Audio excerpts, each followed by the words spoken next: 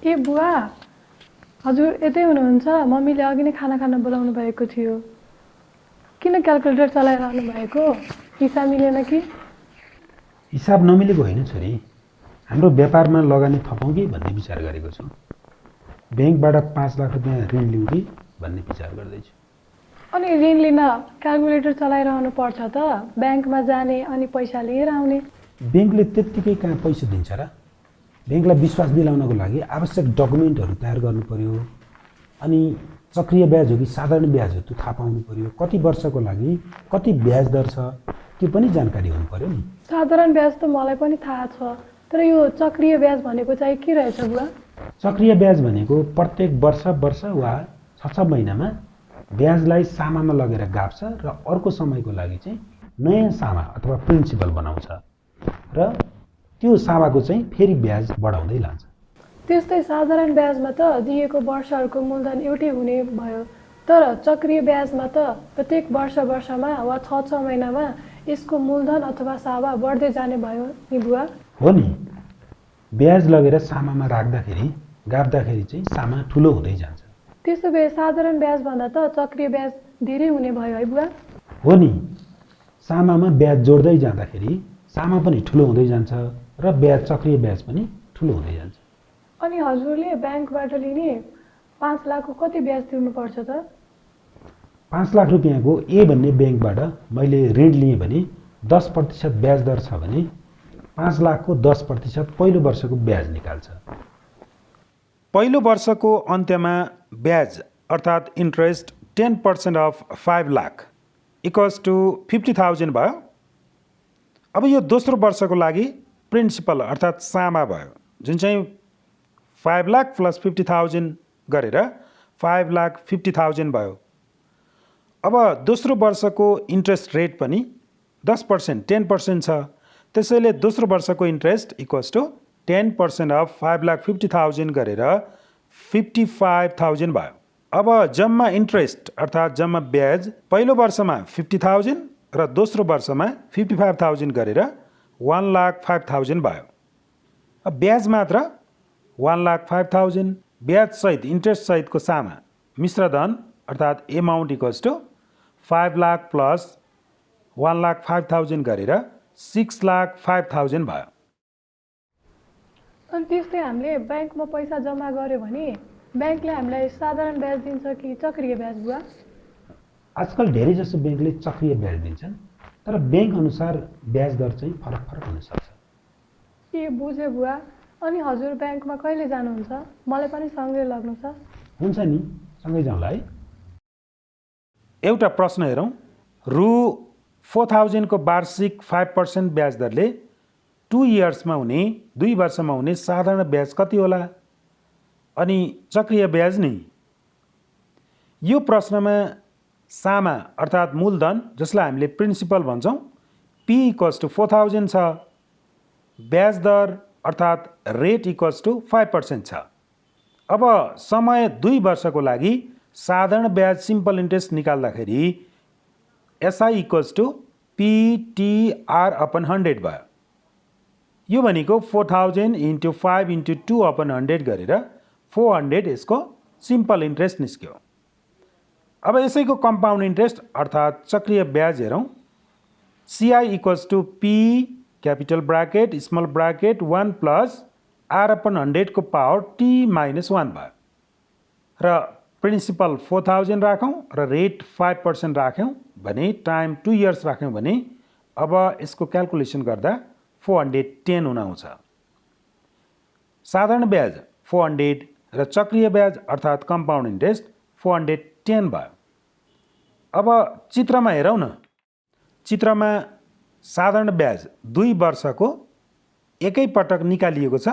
पहिलो वर्षमा 200 रुपियाँ, दोस्रो वर्षमा 200 रुपियाँ गरेर जम्मा 400 रुपियाँ भयो, जसको सामा प्रिन्सिपल 4,000 र रेट 5% छ।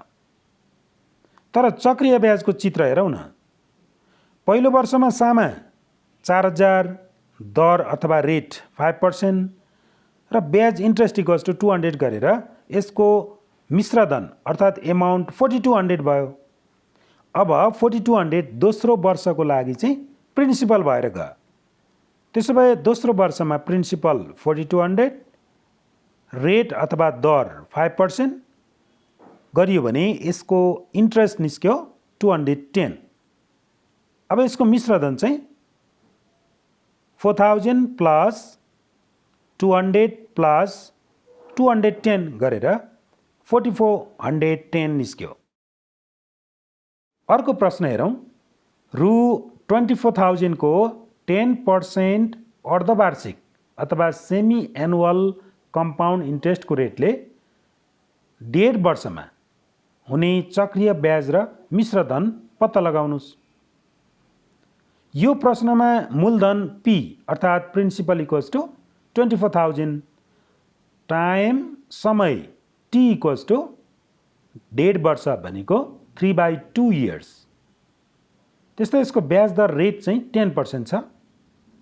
अब हामीलाई थाहा छ compound interest equals to P capital bracket small bracket 1 plus R/200 को पावर चाहिँ 2t छ र -1। अर्धवार्षिक चक्रीय ब्याज equals to 24,000 capital bracket small bracket 1 plus 20/200 को पावर 2 इन्टु 3/2 -1 भयो। अब यसको क्यालकुलेसन गऱ्यौँ भने यसको चक्रीय ब्याज अर्थात् कम्पाउन्ड इन्ट्रेस्ट 3783 भयो र मिश्रधन अर्थात् एमाउन्टको लागि हामीले प्रिन्सिपल र कम्पाउन्ड इन्ट्रेस्टको एड गर्छौँ, जोड्छौँ, जुन चाहिँ 24,000 प्लस 3783 गरेर 27,783 रुपियाँ भयो। यस्तै अर्को प्रश्न हेरौँ। वार्षिक 20% ब्याज दरले कति वर्षमा 8,000 को मिश्रधन अर्थात् एमाउन्ट 13,824 हुन्छ। यो प्रश्नमा प्रिन्सिपल सामा अर्थात् P इक्वल्स टु 8,000 भयो। समय निकाल्नु पर्नेछ। समय T इक्वल्स टु वाट। अब यसको ब्याज दर अर्थात् रेट इक्वल्स टु 20% छ भने कम्पाउन्ड एमाउन्ट अर्थात् मिश्रधन 13,824 छ। अब हामीलाई के थाहा छ भने कम्पाउन्ड एमाउन्ट अर्थात् मिश्रधन equals to P bracket 1 plus R/100 को पावर T छ। कम्पाउन्ड एमाउन्ट 13,824, प्रिन्सिपल 8,000 र रेट 20% छ भने 13,824 अर्थात् 13,824 अपन 8,000 इक्वल्स टु 6/5 को पावर T भयो। अब LHSलाई पनि हामीले 6/5 को टर्ममा चेन्ज गर्न सक्छौँ। 6/5 को होल पावर 3 इक्वल्स टु 6/5 को पावर T। त्यसैले समय T इक्वल्स टु 3 इयर्स आयो। अर्को प्रश्न हेरौँ। 5% ब्याज दरले 2 वर्षमा कुनै रकमको चक्रीय ब्याज र साधारण ब्याजको अन्तर अर्थात् कम्पाउन्ड इन्ट्रेस्ट र सिम्पल इन्ट्रेस्ट बिचको डिफरेन्स रु 364 हुन्छ भने यसको प्रिन्सिपल अर्थात् सामा पत्ता लगाउनुहोस्। यो प्रश्नमा समय 2 वर्ष दिएको छ र ब्याज दर रेट इक्वल्स टु 5% दिएको छ। मानौँ प्रिन्सिपल अर्थात् सामालाई X रुपियाँ मानौँ र हामीलाई के थाहा छ भने चक्रीय ब्याज अर्थात् compound interest equals to P capital bracket small bracket 1 plus R/100 को power T -1 equals to P bracket 1 plus 5/100 को पावर 2 -1 इक्वल्स टु 41P/400 भयो। अब सिम्पल इन्ट्रेस्ट पनि निकालौँ PTR/100 गरेर, जुन चाहिँ P/10 आयो। अब प्रश्नबाट compound interest minus simple interest अर्थात् यी दुई ब्याजहरूको फरक अर्थात् डिफरेन्स 364 दिएको छ। त्यसैले CI minus SI equals to 364 भयो। 41P/400 minus P/10 equals to 364 र यसलाई सरल गऱ्यौँ अथवा हल गऱ्यौँ भने P को भ्यालु 1,45,600 हुन आउँछ। त्यसैले यसको प्रिन्सिपल अर्थात् सामा 1,45,600 हुन्छ। अब अर्को प्रश्न हेरौँ। निश्चित वार्षिक चक्रीय ब्याज दरले कुनै धनको अर्थात् कुनै प्रिन्सिपलको मिश्र धन अर्थात् एमाउन्ट 2 वर्षमा रु 5,292 र 3 वर्षमा रु 5,556.60 पुग्छ भने सामा अर्थात् प्रिन्सिपल र ब्याज दर रेट निकाल्नुहोस्। यो प्रश्नमा 2 वर्षमा मिश्र धन अर्थात् कम्पाउन्ड एमाउन्ट रु 5,292 छ र 3 वर्षमा मिश्र धन अर्थात् कम्पाउन्ड एमाउन्ट रु 5,556.60 छ। त्यसो भए कम्पाउन्ड एमाउन्टको सूत्र हामीलाई थाहा छ, CA = P1 + R/100 को पावर T छ।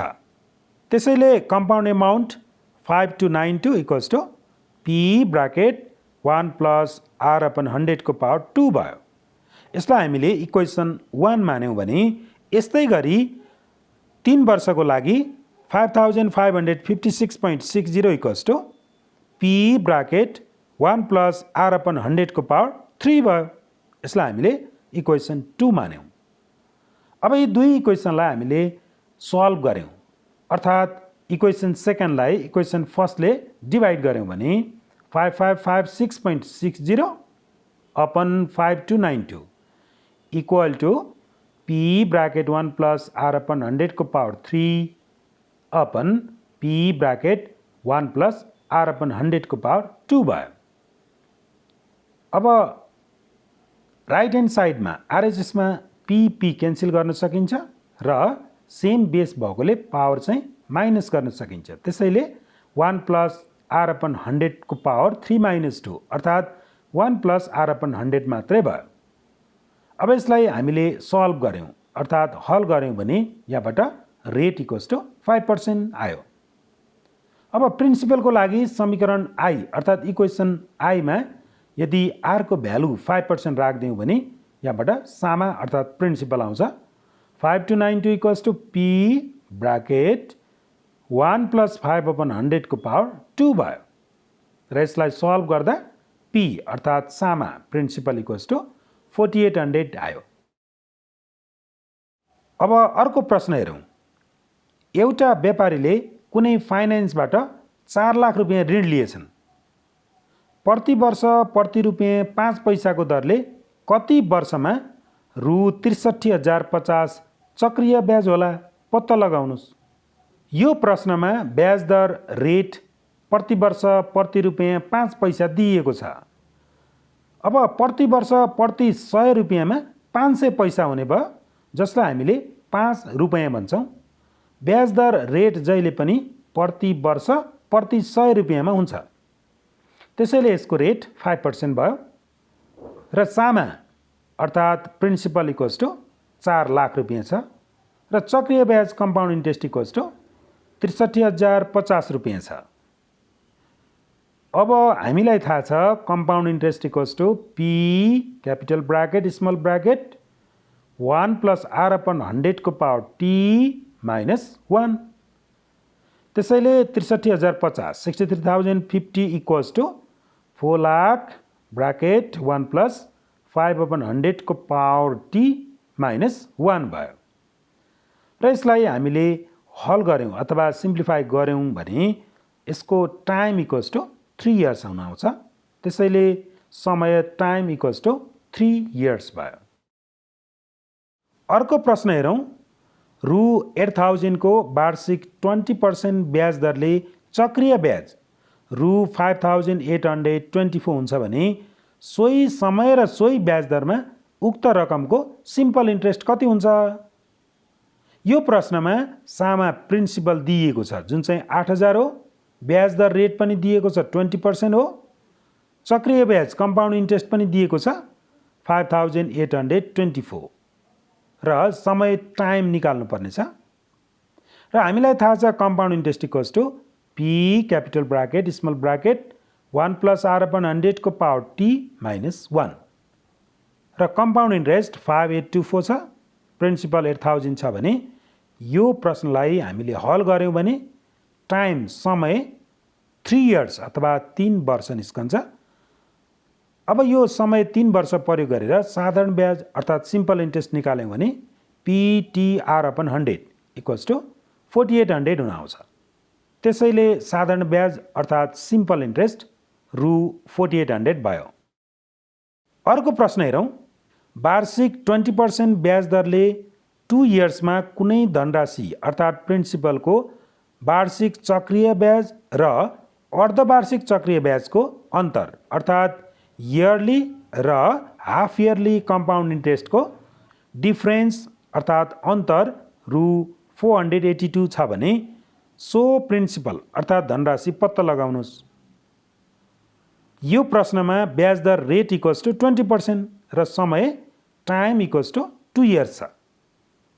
साबा अर्थात् प्रिन्सिपललाई हामीले x मान्यौँ भने अर्धवार्षिक चक्रीय ब्याज माइनस वार्षिक चक्रीय ब्याज, compound interest half yearly minus compound interest yearly = 482 हुन्छ। अब हामीलाई थाहा छ compound interest half yearly = P capital bracket small bracket 1 + R/200 power 2t - 1। त्यसैले प्रिन्सिपललाई x राखौँ र रेट 20 राखौँ, टाइम 2 इयर्स राख्यौँ भने र यसबाट हल गऱ्यौँ भने CI हाफ इयरली 0.4641 x हुन आउँछ। त्यस्तै गरी वार्षिक चक्रीय ब्याज compound interest = P capital bracket small bracket 1 + R/100 को पावर t - 1 भयो र यहाँबाट 0.44x भयो। अब प्रश्नमा दिए अनुसार half yearly compound interest minus yearly compound interest = 482 छ। अब हाफ इयरली 0.4641x र इयरली 0.44x माइनस गऱ्यौँ भने = 482 हुन आउँछ र x को भ्यालु चाहिँ 20,000 भयो। त्यसैले प्रिन्सिपल अर्थात् धनराशि चाहिँ 20,000 रहेछ भन्ने थाहा भयो।